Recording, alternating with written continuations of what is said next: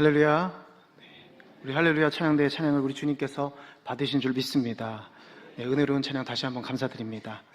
우리 옆에 성도님과 이렇게 인사했으면 좋겠습니다. 사랑합니다. 축복합니다.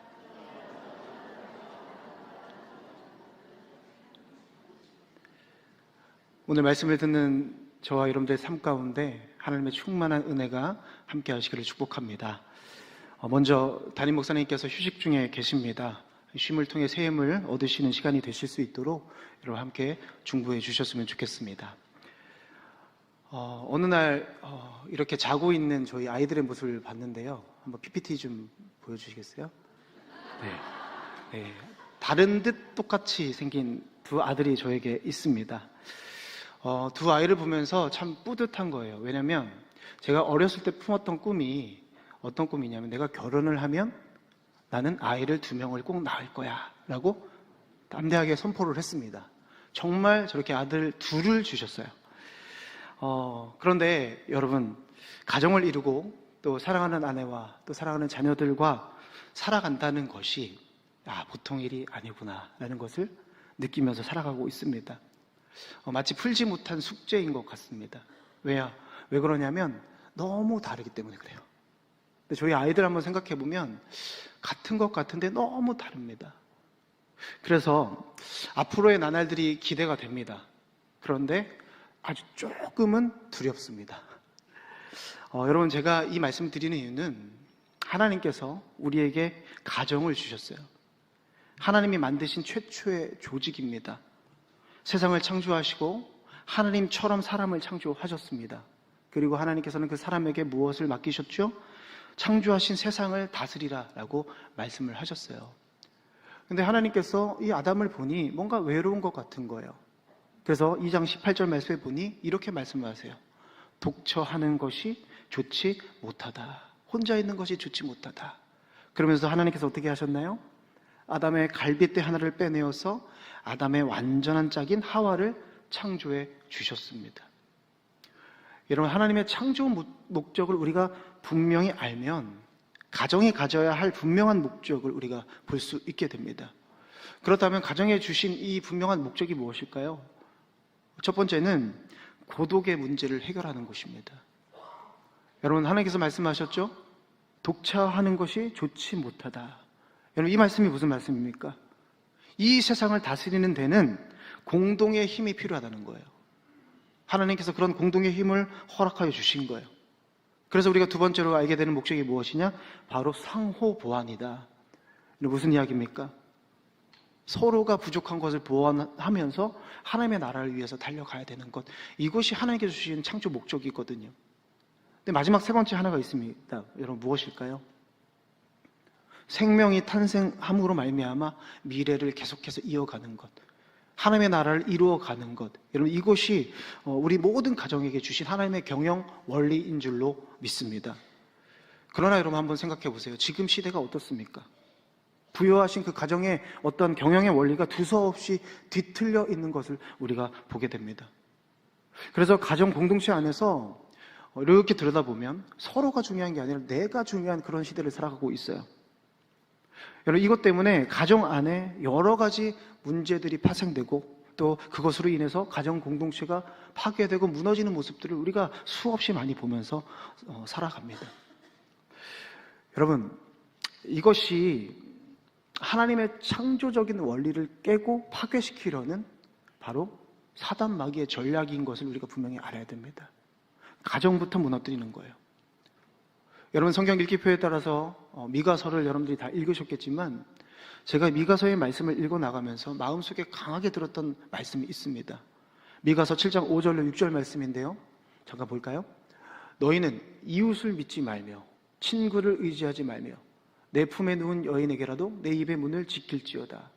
아들이 아버지를 멸시하며 어머니를 대적하리니 사람의 원수가 자기의 집안 사람이리로다. 아멘. 여러분, 이 말씀이 무슨 말씀입니까? 이스라엘의 부패에 대한 말씀이에요. 그런데 점점 이 타락들이 진행되는 것을 볼 수가 있는데 어떻게 진행됩니까?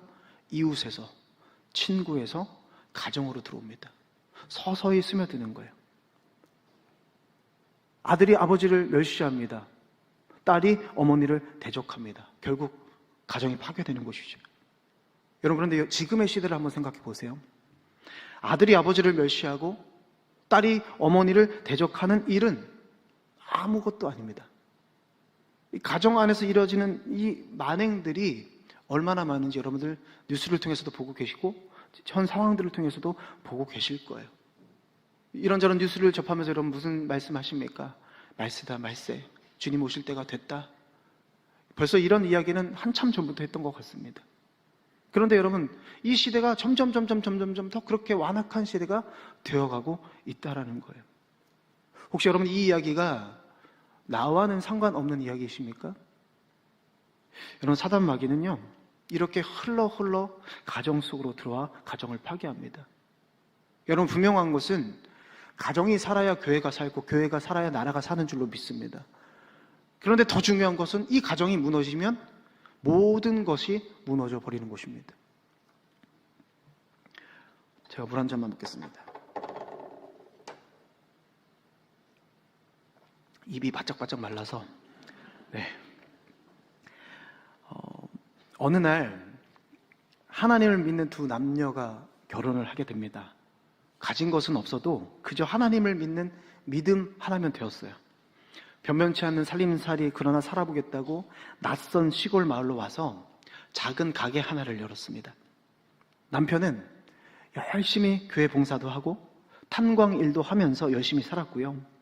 아내는 그 남편을 도와서 이 가게를 운영하면서 열심히 살았어요. 그런데 어느 날 남편이 교회에서 시험이 들어서 왔어요. 재정적인 일로 오해를 받게 되면서 시험을 받은 거예요. 근데 중요한 것은 남편이 어떻게든 이 시기, 이 시험들을 이겨내보려고 노력을 했어요. 그래서 예배 가운데 나와서 앉아있는데 강대상에서 자꾸 그 사람의 얼굴이 보이는 거예요. 쉽지가 않은 거예요. 좀 더 이겨냈으면 좋았을 법한데 결국 이 남편은 그 시련과 균열을 이겨내지 못하게 됩니다. 그런데 여러분, 중요한 것은 거기서 그치는 것이 아니라 이 가정에 어려움이 시작되었습니다. 남편의 폭력성이 나오고 가정이 아닌 밖으로 외도는 남편의 모습을 아내는 꼭 참아야만 했습니다. 그런데 여러분, 엎친 데 덮친 격으로 아내는 불치병을 앓게 됩니다. 이제 그 눈에는 이 하나뿐인 아들이 밟힐 뿐입니다. 여러분, 한 가정의 이야기입니다. 아니, 저희 가정의 이야기입니다. 지금까지 살아오면서 싸워야 했던 수많은 영적인 싸움들이 있었어요. 그런 어려움이 있었어요. 그리고요, 지금도 끊어내야 할 어떤 영적인 문제들이 분명 있습니다.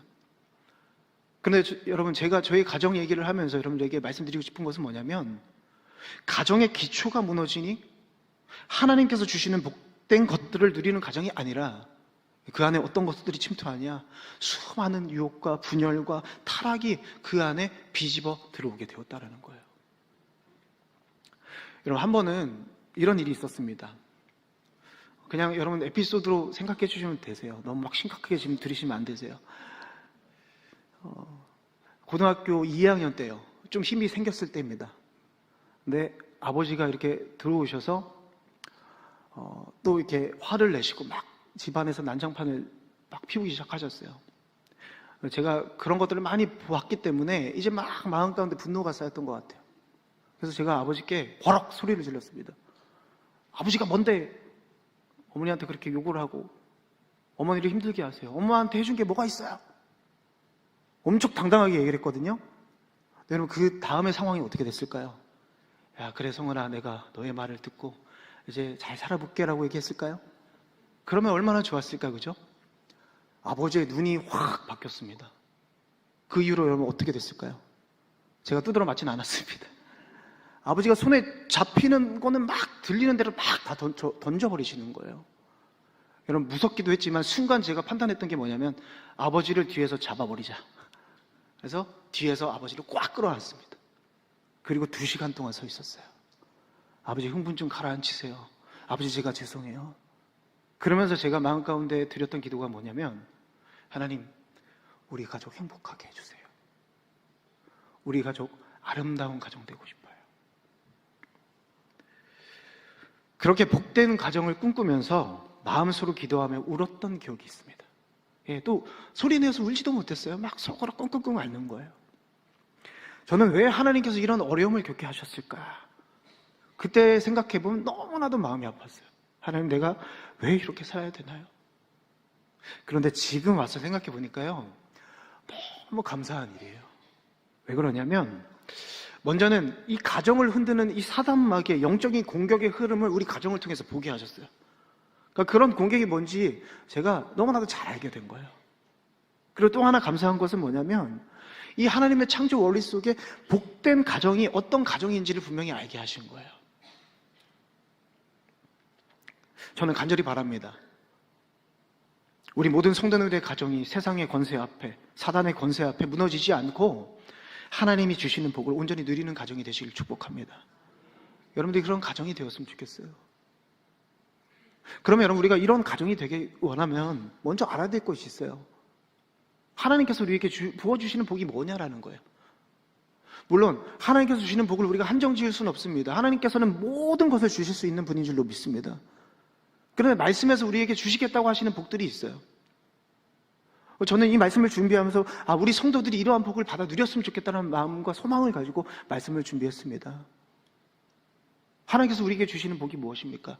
하나는 첫째, 장수의 복입니다. 여러분, 너무 좋은 복이죠?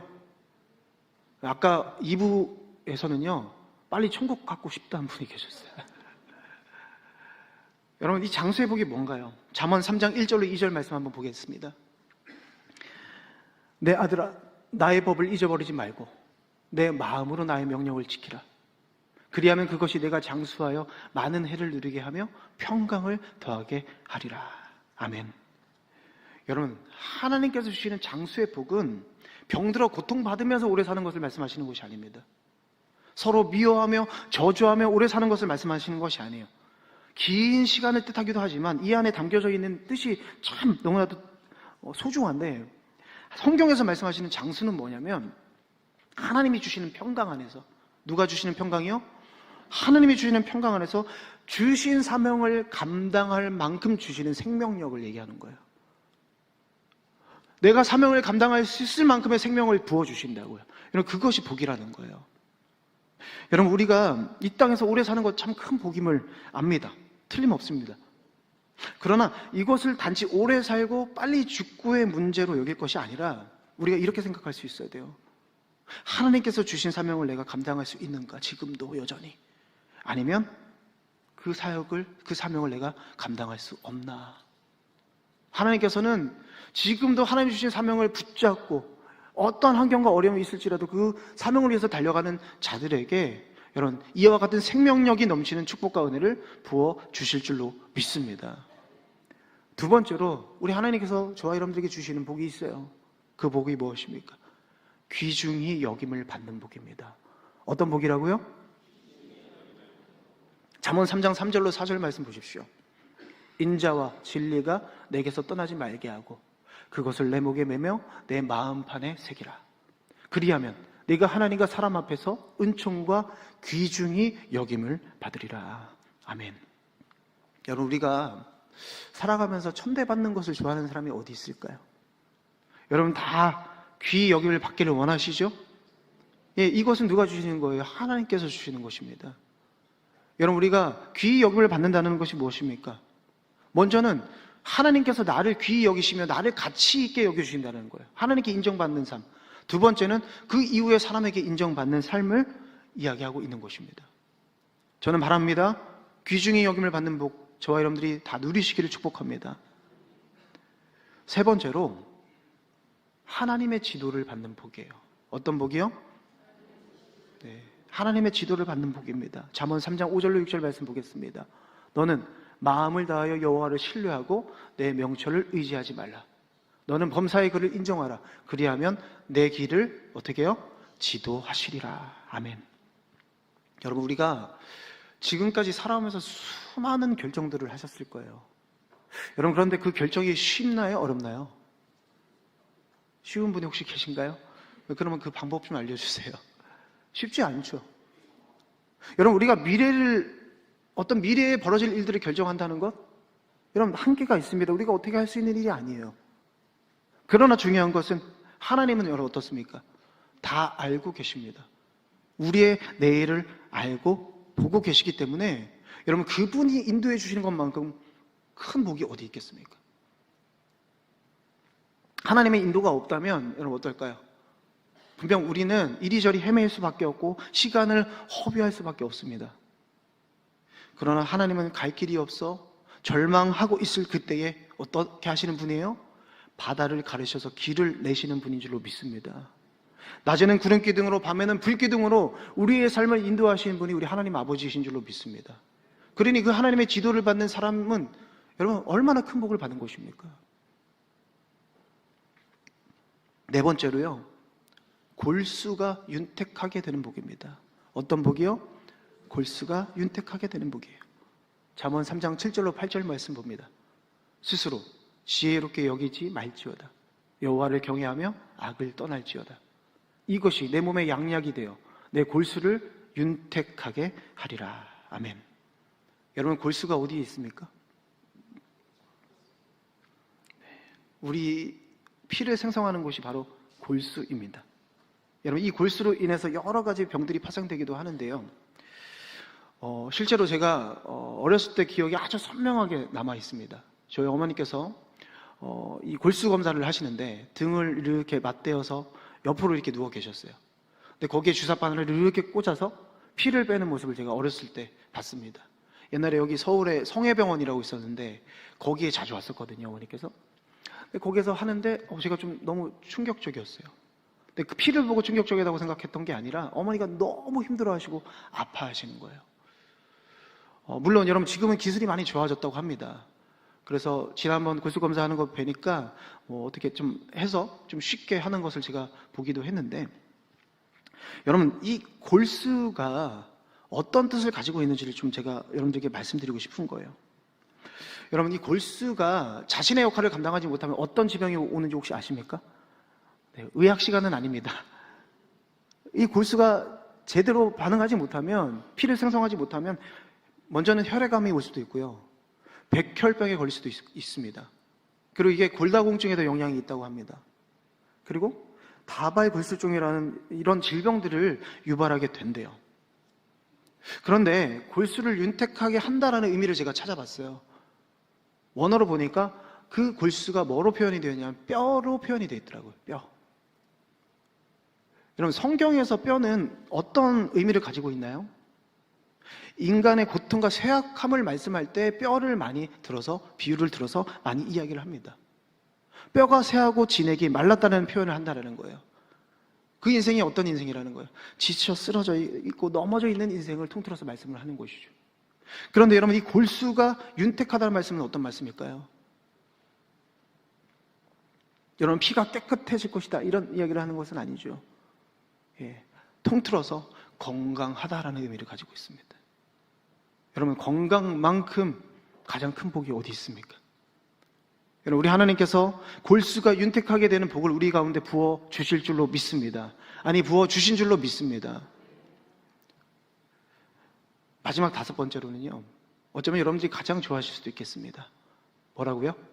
창고가 넘치는 복입니다. 여러분 별로 안 좋아하시네요. 잠언 3장 9절로 10절 말씀 보겠습니다. 내 재물과 내 소산물의 처음 익은 열매로 여호와를 공경하라. 다음이요. 그리하면 내 창고가 가득히 차고 내 포도즙 틀에 새 포도즙이 넘치리라. 아멘. 여러분 창고가 가득 찬다는 거 어쩌면 현대를 살아가는 현대인들이 가장 좋아하는 것 아니겠습니까? 아니면 우리 성도님들이 어쩌면 가장 원하는 것이 아닌가 생각을 해보게 됩니다. 그런데 여러분 중요한 것은 이 창고가 가득 차는 물질의 복, 재물의 복은 누가 주시는 것입니까? 내가 만들어가는 겁니까? 아니요, 하나님께서 주셔야 가능한 것입니다. 여러분 저는 여러분들 가정이 하나님이 주시는 복을 받기를 간절히 소망합니다. 장수의 복을 받기를 원합니다. 어딜 가든지 귀중히 여김을 받는 복을 받기를 원합니다. 하나님의 지도를 받아 형통한 인생이 되시기를 축복합니다. 골수가 윤택하여 건강한 삶을 살아가시기를 축복합니다. 창고가 가득하여 부족함이 없는 인생들이 되시기를 축복합니다. 그런데 여러분, 중요한 것은 이 복들을 받을 수 있는 방법이 무엇인가라는 거예요. 오늘 잠언 말씀은 이 복에 대한 말씀을 선포하면서 전제 조건으로 계속해서 말씀하고 있어요. 너희들이 이렇게 했을 때 이 복을 받게 될 것이다. 여러분, 그 전제 조건이 무엇입니까? 여러분 다 알고 계시잖아요. 우리가 하나님 아버지만 경외하는 자가 될 때에 하나님께서 그 축복과 은혜를 우리 가운데 부어주실 줄로 믿습니다. 하나님이 주신 법을 잊지 않고 마음을 다하여 주님 주신 명령, 말씀을 지킬 때 장수의 복이 너희들에게 임할 것이다 라고 말씀하십니다. 인자와 진리, 즉 하나님을 사랑하는 마음과 하나님의 말씀 가운데 서는 자는 어느 곳에 있든지 하나님께나 사람에게나 귀히 여김을 받는 자가 될 것이다 라고 말씀을 하십니다. 마음을 다하여 여호와 하나님을 신뢰하고 범사의 그를 인정하는 자는 반드시 하나님의 지도하심을 받게 되는 것입니다. 여호와를 경외하며 악을 떠나는 자는 이 모든 것이 몸에 양약이 되어 골수가 윤택하게 되어 건강한 삶을 누리게 되는 것입니다. 주신 재물 처음 익은 열매, 즉 11조로 여호와 하나님을 공경할 때 여러분, 우리 삶의 창고가 아주 풍성하게 채워지는 귀한 복을 누리게 되는 것입니다. 한 문장으로 말씀드리면 여호와를 경외할 때 우리는 복된 인생, 복된 가정을 누릴 수 있게 되는 것입니다. 여러분, 오늘 하나님께서 우리에게 주시는 메시지는 무엇입니까?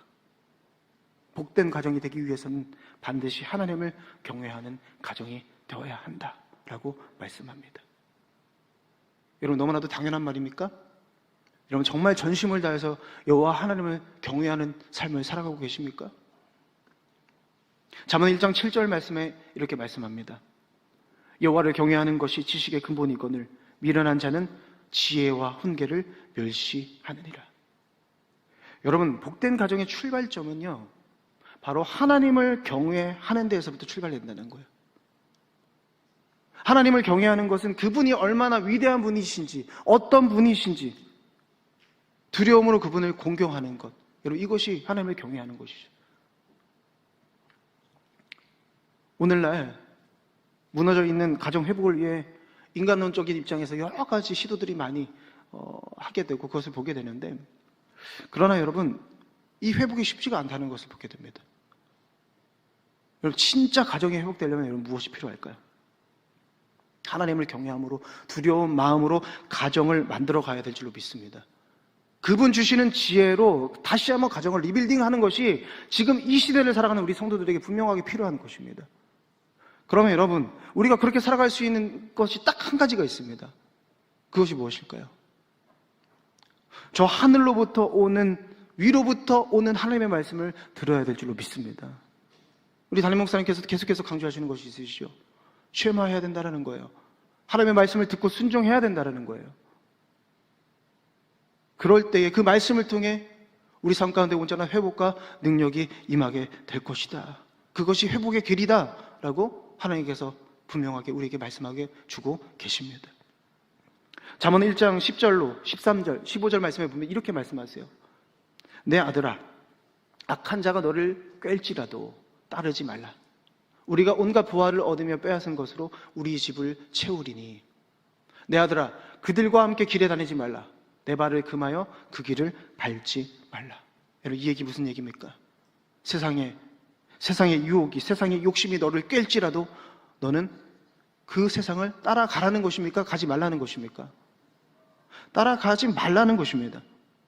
오직 너희들이 따라갈 길은 하나님의 말씀, 여호와를 경외함으로 위로부터 내려오는 지혜를 품고 나아갈 때에 너희 가정에 회복이 있을 것이며 하나님께서 주시는 축복과 은혜를 누리는 가정이 될 것이다 라고 하나님께서 우리에게 강력하게 말씀해 주시는 것입니다.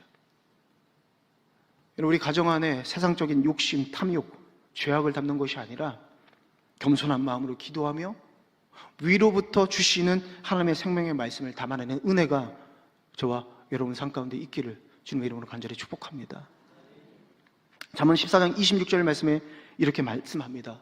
제가 잠언의 말씀을 전체적으로 좀 묵상하면서 어떻게 보면 제일 은혜를 받았던 말씀이에요. 우리 한번 한 목소리로 같이 읽어볼까요? 시작.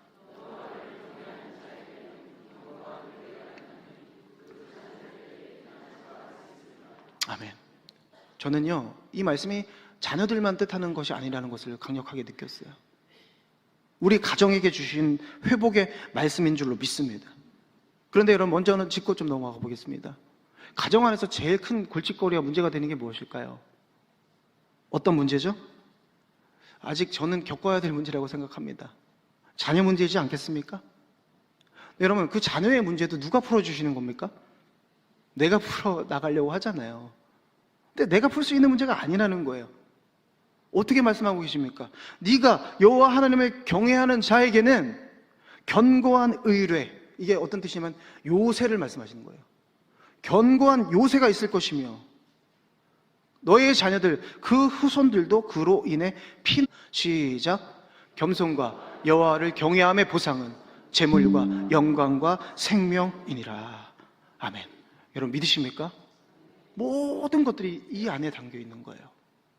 여호와를 경외할 때에 재물과 영광과 생명이 너에게 있을 것이다. 누구에게 있습니까?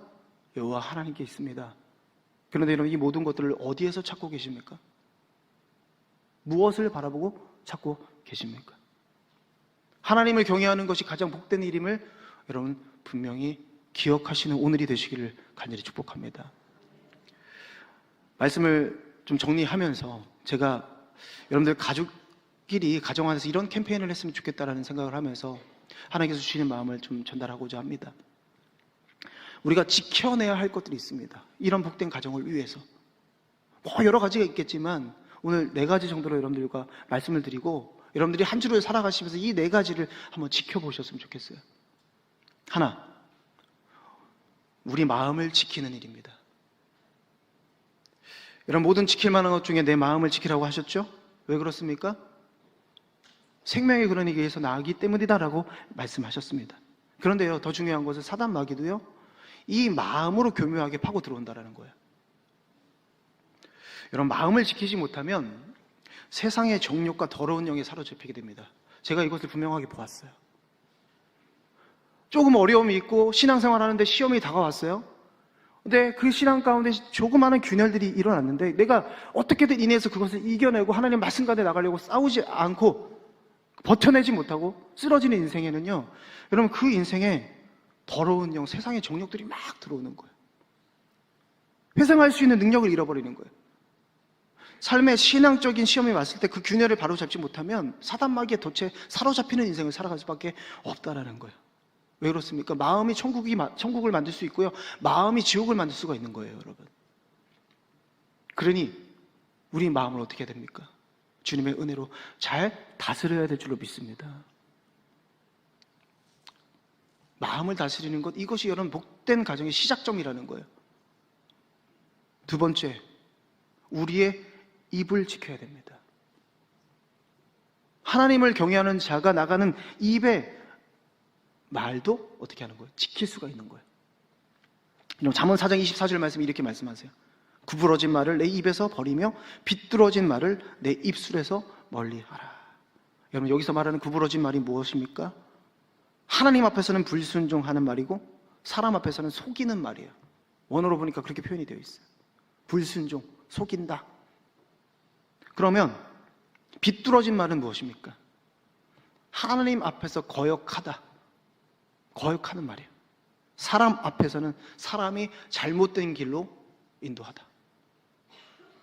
여러분, 입에서 나가는 말의 능력이 여러분 이와 같습니다. 신앙의 시험 앞에 균열이 생긴 사람이 그것을 이겨내지 못할 때 여러분 그 입에 뭐가 있는 줄 아십니까? 사단 마귀의 역사가 있어요. 파멸하려고 합니다. 상처 줍니다. 원망 불평합니다. 그 입에 욕이 있습니다. 여러분 한번 생각해 보시기 바랍니다. 나는 가정 안에서 내 입의 말을 지켜내고 있는가? 남편에게, 아내에게, 자녀들을 향해 어떤 말을 담고 있는가? 세 번째, 우리의 눈을 지켜야 될 줄로 믿습니다.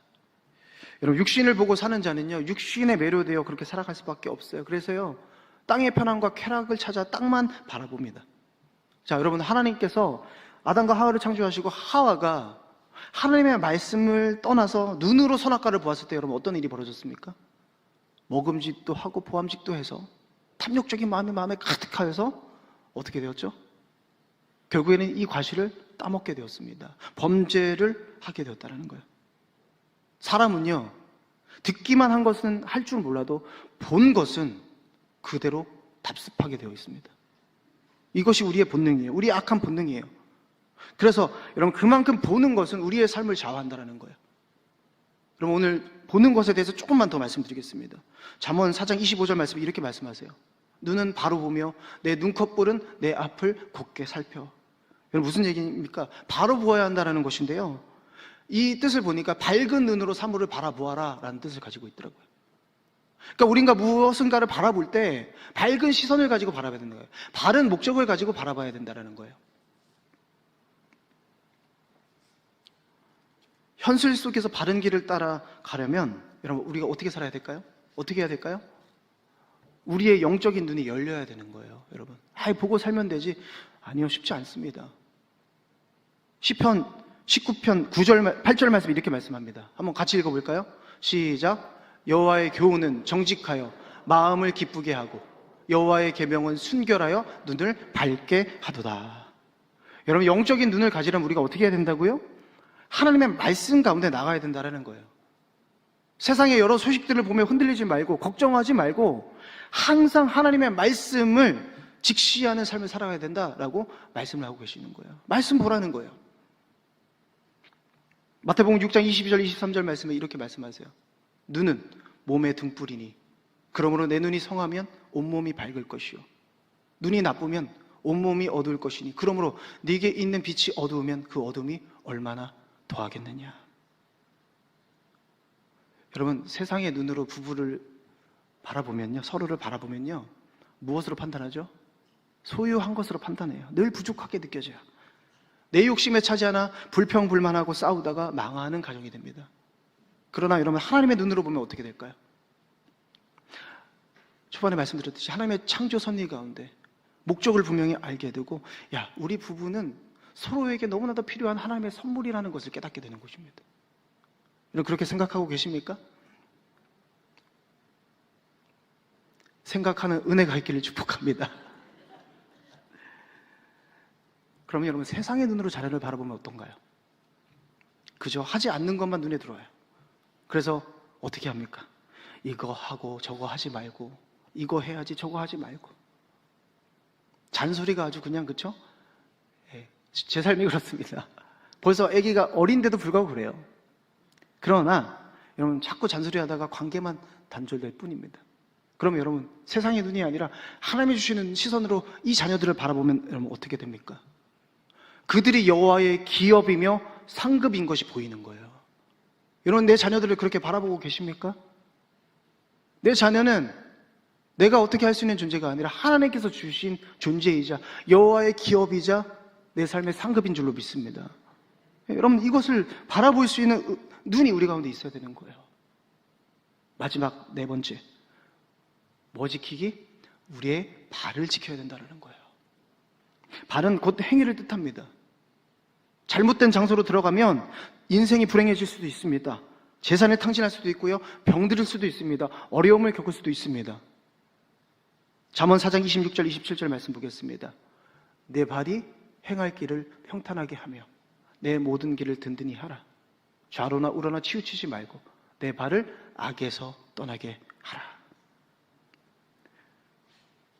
우리의 가고 오는 발을 날마다 지켜서 날마다 거룩한 곳을 향하여 가야 될 줄로 믿습니다. 내게 조금 시련이 있다, 신앙적인 어려움이 있다 하더라도 여러분 내 발걸음이 세상을 향해서는 안 되는 거예요. 어려우면 어려울수록 그것이 나를 짓누를수록 여러분 우리는 어떻게 해야 되겠습니까? 나의 하나님께서 나의 삶을 통해 일하여 주실 것을 굳게 믿고 내 발걸음을 주님의 전으로 향할 때 하나님께서는 우리의 발걸음을 지키시사 가장 선한 것으로 우리 삶에 채워주신 은혜가 넘쳐나게 하실 줄로 믿습니다. 결국 여러분 정말 여러분들이 하나님을 경외하는 사람들이라면 우리 가정이 복된 가정이 되길 원한다면 우리 가정의 발걸음은 오늘 이 성전을 향하여 항상 열려 있는 것입니다. 오늘 여러분들의 발걸음을 보니 하나님께서 주신 축복과 은혜가 열려 있는 것 같습니다. 사랑하는 하나님 비전교회 성도 여러분, 하나님께서 우리에게 아름다운 가정을 허락하여 주셨습니다. 그러나 사단 마귀의 권세가 쉴 틈 없이 우리의 가정을 육적으로 영적으로 흔들어 놓습니다. 이 공격 앞에 여러분 우리가 어떻게 해야 될까요? 여러분 마음과 입과 눈과 발을 빼앗기지 마시길 축복합니다. 언제나 어디서나 어느 때라도 온전히 하나님만을 경외하는 인생들이 되시기를 주님의 이름으로 간절히 축복합니다. 하나님을 향한 사랑과 믿음으로 나아가는 우리들의 삶 가운데 우리의 아버지 되시는 하나님께서 가장 귀한 것으로, 가장 좋은 것으로 축복과 은혜가 넘쳐나게 하실 것입니다. 그 믿음을 가지고 한 주간 주님을 경외하는 마음으로 승리하시는 저와 여러분들의 삶이 되시기를 주님의 이름으로 간절히 축원합니다. 기도하시겠습니다. 사랑해 주님 감사합니다.